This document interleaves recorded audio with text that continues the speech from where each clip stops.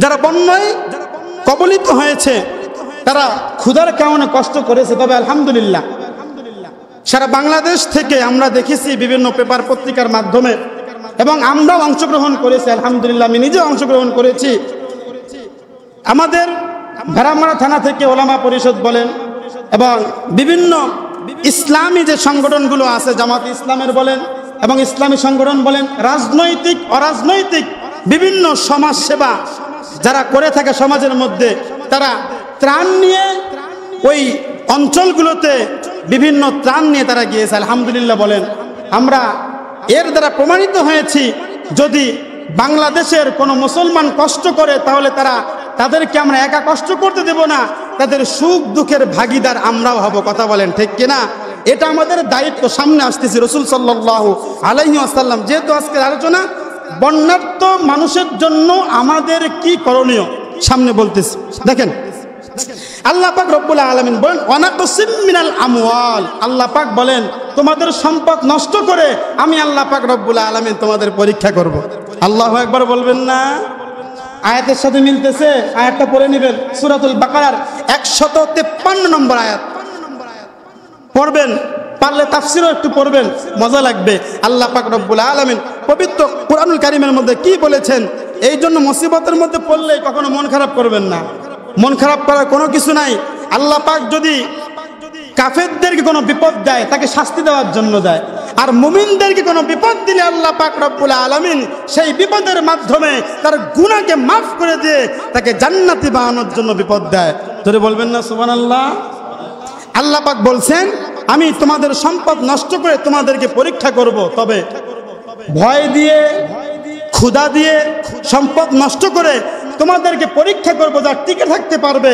আল্লাহ পাক রব্বুল আলামিন বলছেন সবাই কিন্তু টিকে থাকতে পারে না, তবে যা টিকে থাকবে আল্লাহ পাক রব্বুল আলামিন বলেন ওয়াবাশশিরিস সাবিরিন।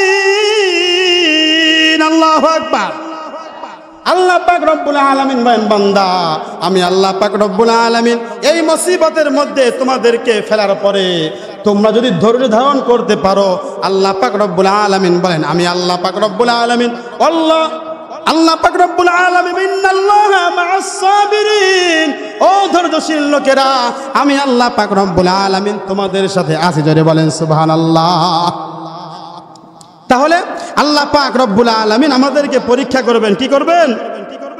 পরীক্ষা করবেন। এখন কথা হলো যারা বিপদগ্রস্ত হয়েছে, আমরা বুঝতেই পারতেছি আল্লাহ পাক রব্বুল আলামিন কোনো কারণে তাদেরকে পরীক্ষার সম্মুখীন করেছেন। এখন আমাদের করণীয় কি?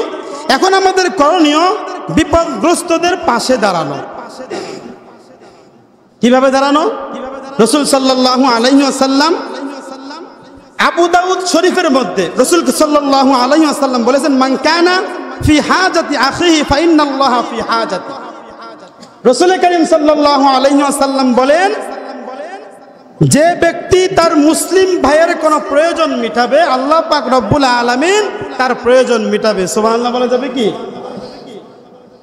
আবু দাউদ শরীফের মধ্যে আসছে রাসূল কারীম সাল্লাল্লাহু আলাইহি ওয়াসাল্লাম বলেন মান কানা ফি হাজাতি আখিহি, যে ব্যক্তি তার ভাইয়ের মুসিবতের মধ্যে সাহায্য সহযোগিতা করলো, অর্থাৎ তার ভাইয়ের প্রয়োজন মিটালো, ফাইন্নাল্লাহা ফি হাজাতি, আল্লাহ পাক রব্বুল আলামিন তার প্রয়োজন মিটাবে। জোরে বলেন না সুবহানাল্লাহ।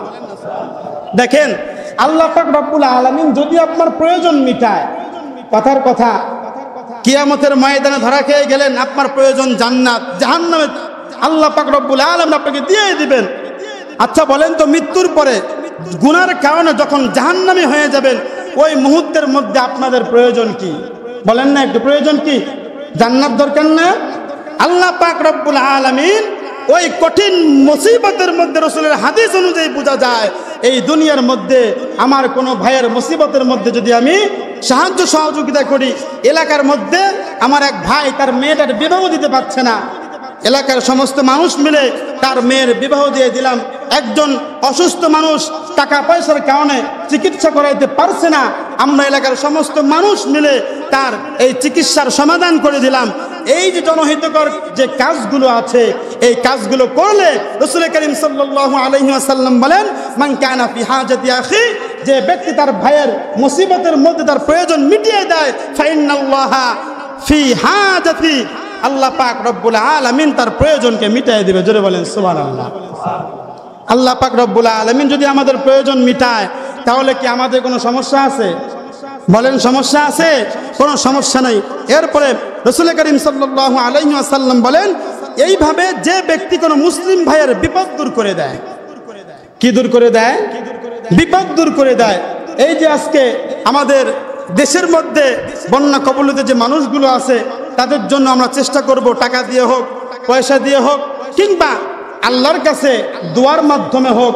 যদি আমার দোয়ার মাধ্যমে, আমার টাকার কারণে, সাহায্য সহযোগিতার কারণে তারা কিঞ্চিত পরিমাণ উপকৃত হয় আর রাসূলের হাদিস যদি মিলে যায় তাহলে আমাদের মুসিবত আমাদের আছে কি নাই?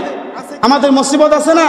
আমরা যখন মুসিবতের মধ্যে পড়ব রাসূল করিম সাল্লাল্লাহু আলাইহি ওয়াসাল্লাম বলেন ওই মুসিবতের মধ্যে পড়লে আল্লাহ পাক রব্বুল আলামিন আমাদেরকেও সাহায্য এবং সহযোগিতা করবে।